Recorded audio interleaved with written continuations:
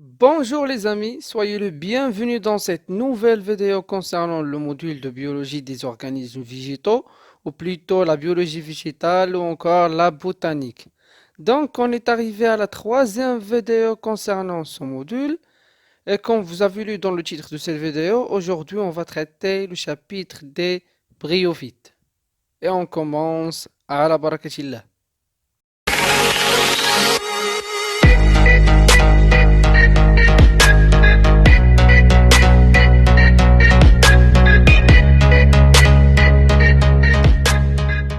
Premièrement, je vais commencer par un tout petit rappel concernant la vidéo précédente.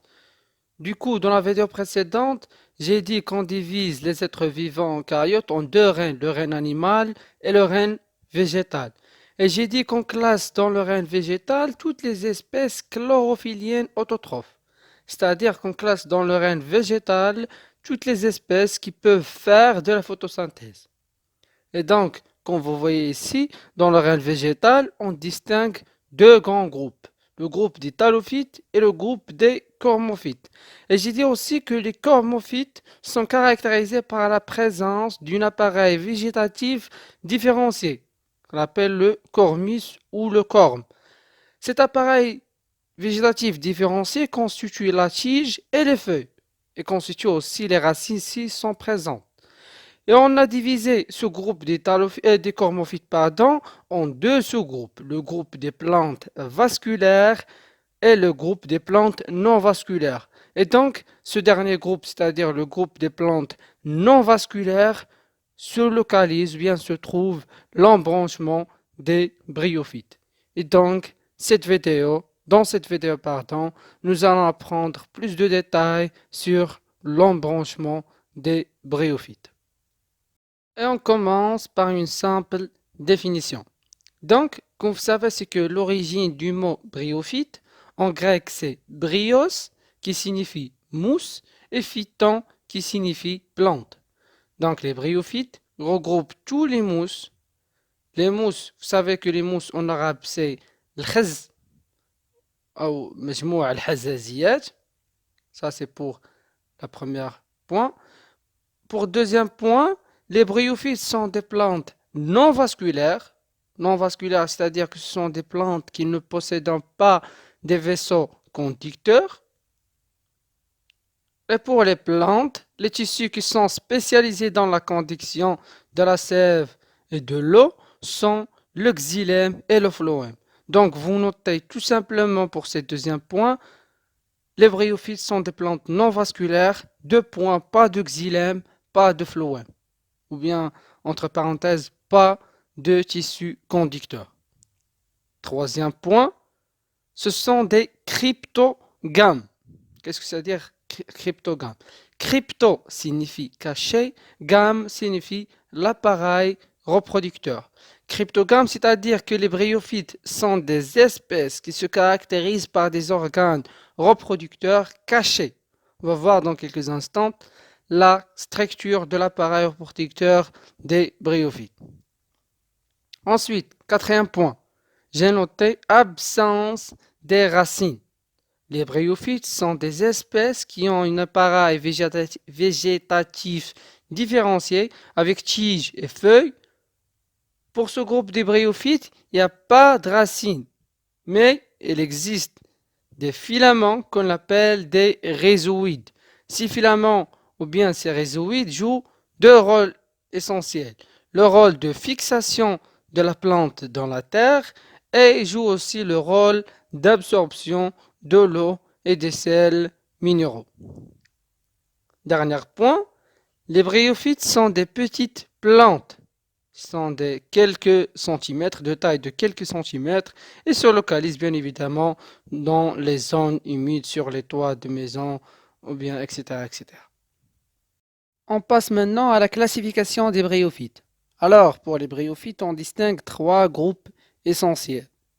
Les mousses, les hépatiques et les anthocérotes. Pour les mousses, sont le groupe le plus connu. Du coup, comme vous savez, l'embranchement du bryophyte, comme j'ai dit dans la définition, ce sont les mousses au sens large. Ça pour le premier groupe. Le deuxième groupe, les hépatiques, ou encore appelés les marchantiophytes. C'est un petit groupe reconnu par la présence d'une tige aplatie, comme vous voyez dans l'image. Troisième groupe, les anthocérotes. Les anthocérotes, un petit groupe reconnu par la forme effilée, la forme de leur copcile qui est très étirée, sous forme des filaments. Donc ça, c'est pour la classification des bryophytes. Trois groupes essentiels, les mousses, les hépatiques et les anthocérotes. On passe maintenant à la description de l'appareil végétatif des bryophytes. Alors, comme j'ai dit tout à l'heure, que les bryophytes sont des petites plantes de petite taille et ils ont un appareil végétatif différencié. Ils ont la tige et les feuilles. Ce qui se diffère, c'est qu'ils n'ont pas des racines, mais par contre, ils ont des rhizoïdes. J'ai dit aussi que les rhizoïdes sont des petits filaments qui ont un rôle de fixation dans la terre et parfois ils ont un rôle d'absorption de l'eau et des sels minéraux.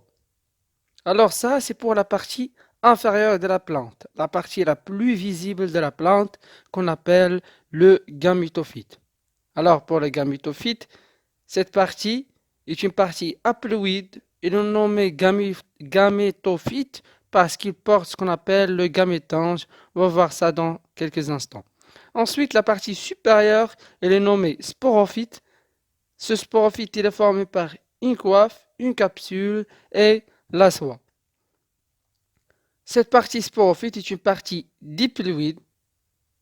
On va voir comment se forment le sporophyte et le gamétophyte. Donc à noter comme résumé de l'appareil végétatif des bryophytes, l'appareil végétatif des bryophytes est constitué par deux parties. Une partie qu'on appelle le gamétophyte qui constitue l'appareil végétatif différencié qui est la tige, les feuilles et les rhizoïdes, et une partie diploïde, la partie supérieure qu'on appelle le sporophyte, qui est une partie diploïde qui est constituée par le coiffe, une capsule et la soie. Le sporophyte il est nommé parce qu'il constitue, bien parce qu'il porte ce qu'on appelle le sporange. On va voir ça dans quelques instants.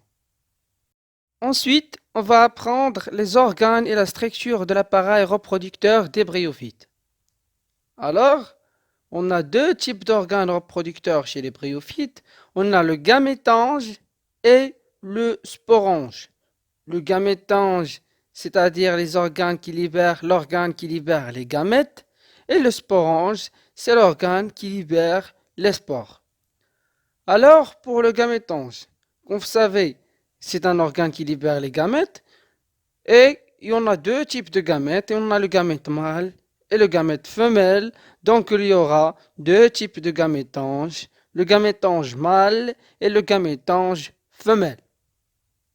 Alors, pour le gamétange, il se localise au niveau de la partie terminale de la tige, c'est-à-dire au niveau de la partie terminale du gamétophyte.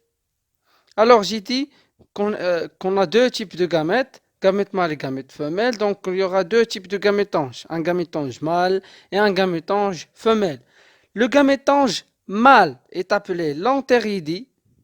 L'entéridie, c'est l'appareil reproducteur mâle des bryophytes. Il libère les entérozoïdes. Les entérozoïdes sont l'équivalent des spermatozoïdes. Et on a le gamétange femelle qui est appelé l'archégon. L'archégon, c'est l'appareil reproducteur mâle, ou bien c'est le gamétange femelle, pardon. C'est le gamétange femelle, qui est sous forme de bouteille contient l'oosphère, comme vous voyez dans l'image. Il y a le deuxième type d'appareil reproducteur, c'est le sporange. J'ai dit le gamétange et le sporange. Le sporange, c'est un organe qui va produire les spores. Le sporange se trouve dans la partie terminale du sporophyte. Alors, je répète rapidement un petit résumé de cette partie-là. J'ai dit qu'on a deux types d'appareils reproducteurs, le gamétange et le sporange. Le gamétange il est spécialisé dans la libération des gamètes et le sporange elle est spécialisée dans la libération des spores. Alors, pour le gamétange, j'ai dit qu'on a deux types. On a deux types de gamétange. Un gamétange mâle qui va libérer des gamètes mâles et un gamétange femelle qui va libérer des gamètes femelles. Le gamétange mâle, elle est appelée l'entéridie, qui va libérer les gamètes mâles qui sont les entérozoïdes, et le gamétange femelle il constitue un seul type de gamète qui est l'oosphère. Alors, ça c'est pour le gamétange. Pour le sporange, il va libérer les spores. C'est un type qui est spécialisé dans la libération des spores. Pour le gamétange femelle, j'ai oublié de dire qu'il est nommé l'archégon.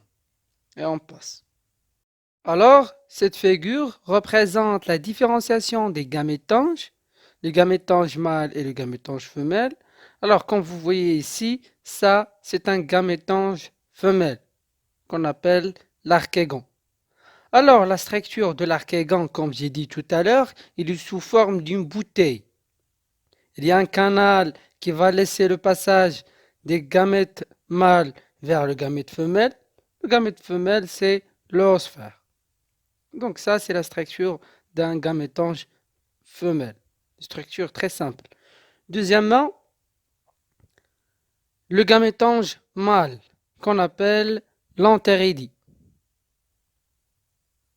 Voici la structure d'un gamétange mâle, d'un entéridie mature.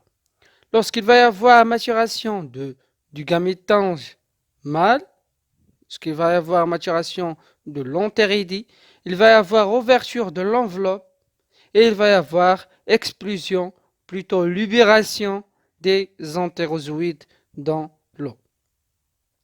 Donc ça, c'est pour ce qui concerne la structure de ces organes reproducteurs mâles et femelles, pardon. On passe maintenant au cycle de vie des bryophytes. Donc, on commence par ici. On a le gamétophyte qui est la partie inférieure de la plante. C'est cette partie. Et le sporophyte, c'est la partie supérieure de la plante.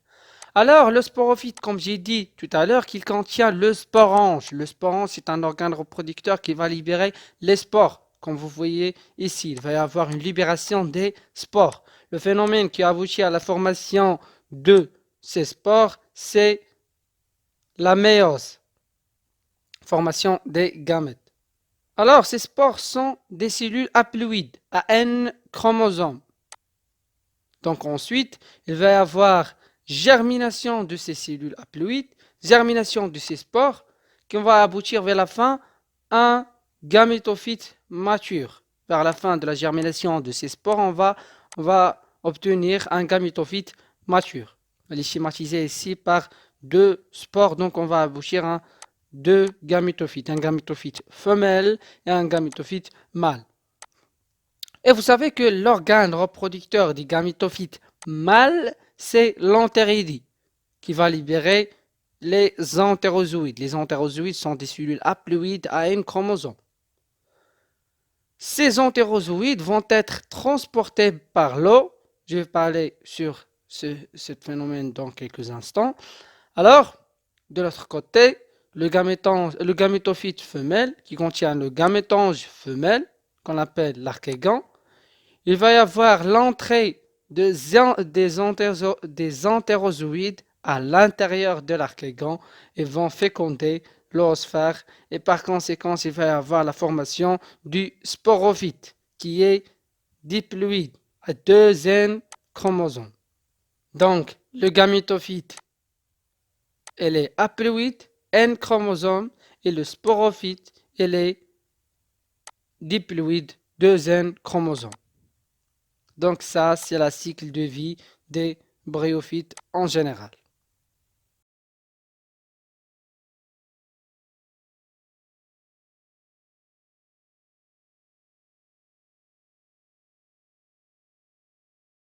On passe aux caractéristiques du cycle de vie des bryophytes. Donc, comme j'ai dit tout à l'heure que la fécondation chez les bryophytes nécessite la présence de l'eau. Et on a schématisé l'eau dans le cycle par une goutte d'eau. Du coup, comme vous savez, les entérozoïdes sont des cellules ciliées. La présence des cils ces cils permet le mouvement de ces entérozoïdes pour arriver à l'archégon, plus précisément pour arriver au gamète femelle qui est l'oosphère. Donc ça, c'est pour la première point. Deuxième caractéristique, la phase diploïde est très courte par rapport à la phase haploïde. Du coup, j'ai déjà expliqué que la phase haploïde, c'est la formation du gamétophyte. Et la phase diploïde, c'est la formation du sporophyte. Donc la phase la plus longue, c'est la phase haploïde, c'est-à-dire la phase qui aboutit à la formation du gamétophyte. Et la phase la plus courte, c'est la phase diploïde, c'est-à-dire la phase qui aboutit à la formation du sporophyte. Donc vous notez tout simplement phase haploïde longue, phase diploïde courte. Donc gamétophyte longue, sporophyte courte, tout simplement. Ensuite, le sporophyte dépend du gamétophyte. Quatrièmement, le sporophyte dépend du gamétophyte. Puisqu'on vous savez, comme vous voyez pas dedans, la vie du sporophyte dépend au gamétophyte. Le sporophyte est fixé sur le gamétophyte. Cinquièmement, la fécondation elle est de type oogamie. L'oogamie est un mode de reproduction sexuée dans lequel les gamètes mâles sont petites et mobiles et par contre les gamètes femelles sont grosses et immobiles. Donc la fécondation chez les bryophytes est de type oogamie. Donc ça, ce sont les caractéristiques du cycle de vie général des bryophytes.